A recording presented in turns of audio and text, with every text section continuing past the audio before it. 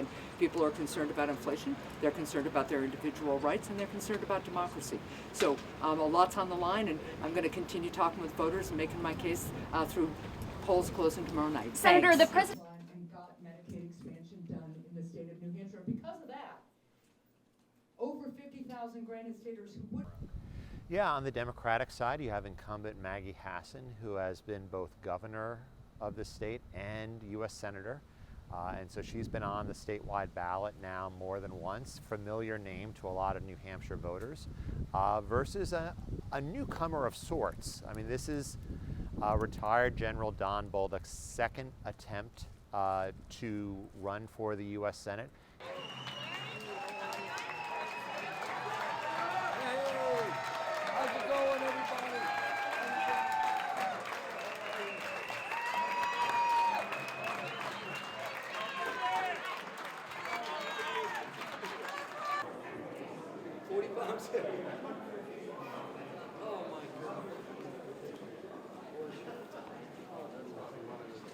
And sure enough, he has done really a great job of grassroots politicking in the New Hampshire tradition.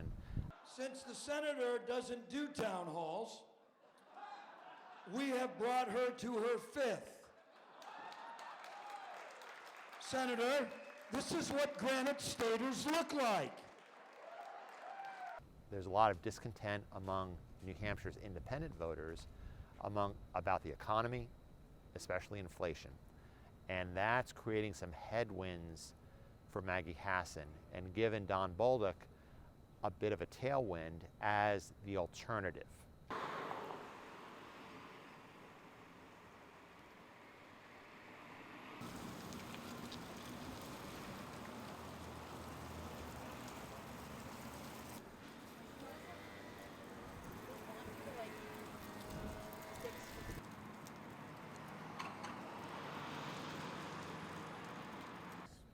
Yeah, I mean, New Hampshire's not an island, right? What affects the country will affect New Hampshire, and especially in New Hampshire, we've seen rising gas prices over the last month, a lot of talk about the cost of heating oil and diesel for this coming winter.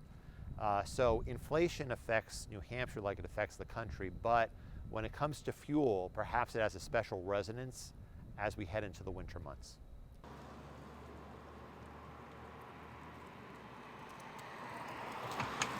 No one thinks Don Bolduc will spell the difference between a majority and a minority. However, Don Bolduc could make the difference between a razor-thin Republican majority and, say, the 52nd, 53rd, maybe even 54th Republican seat, which could give Mitch McConnell, or whoever the Senate Majority Leader is, some wiggle room.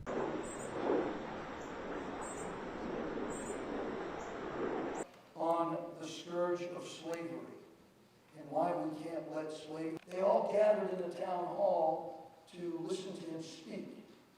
And a great speaker he was. And a tumultuous time, the Civil War. And that was hard times then. Don Bolduc has been all over the place when it comes to elections, both national elections, right? During his primary run, he cast a lot of shade on the 2020 elections, talked a lot about alleged irregularities and so forth. Then, after he won the Republican primary in September, he did an about-face, said on national television that the election was not stolen, and that sounded definitive. But occasionally we've heard some backsliding on that. He's called attention to alleged irregularities in New Hampshire that have never been proven true, such as that, buses of voters from other states are brought up to New Hampshire, registers the same day, and then vote here. That's an allegation that has never been proven true, but he justified bringing it to public attention by saying, well, this is what I'm hearing from voters that I talked to. So there has been some question, if it is a close election, will Don Bolduc raise some of those allegations again?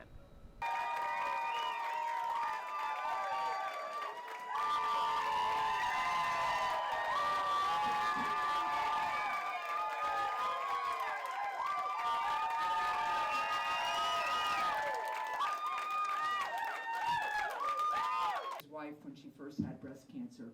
And the thing about Jean Shaheen, The question for Maggie Hassan is, how far ahead of Joe Biden can she run on Election Day? at the VA, and that's a major step forward, especially for those exposed to toxic.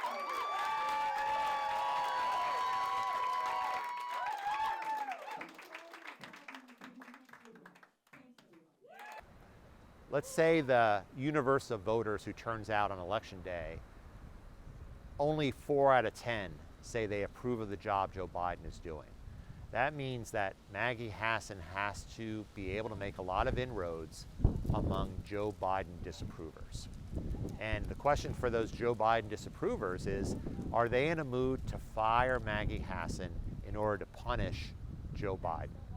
And do they see Don Bolduc as a plausible alternative?